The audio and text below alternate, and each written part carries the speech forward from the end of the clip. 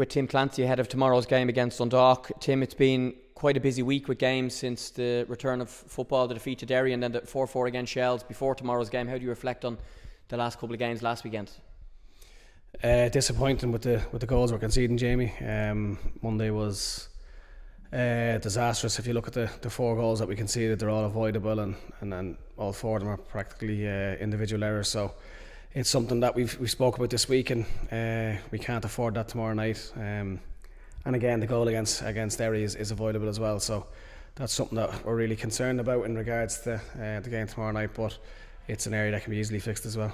Yeah, 3 meetings with Dundalk so far this season, 2 really tight draws and a 1-0 defeat at Oriel, when we actually played very, very well and probably could have got something up there. Yeah, I think Dara Burns was exceptional in the second half that day.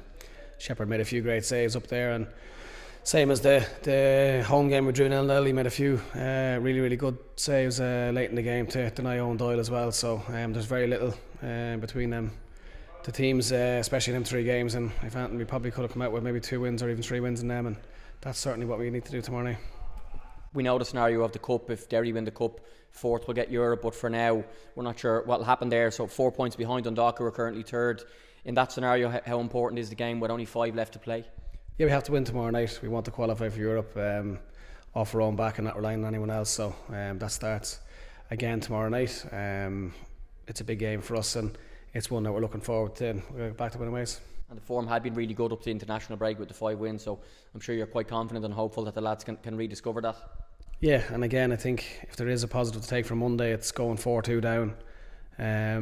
We made a couple of changes in regards to shape and personnel on the pitch, and we end up getting back and getting 4-4. Barry hits a free kick late on that possibly could go in and hits the post, and we might have even nicked it. I know they had a couple of chances late on as well. So yeah, it's a chance for us now tomorrow night to get back to winning ways, and we're looking forward to it.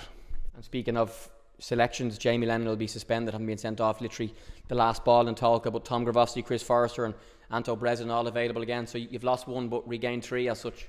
Yeah, and again it's an opportunity to change it up a little bit, get lads back in. Lenny will be a big loss. He's been brilliant for us since he came back from his foot injury, so but listen, we'll have to plan without him, and we'll set the team up as best way we can to go and win the game.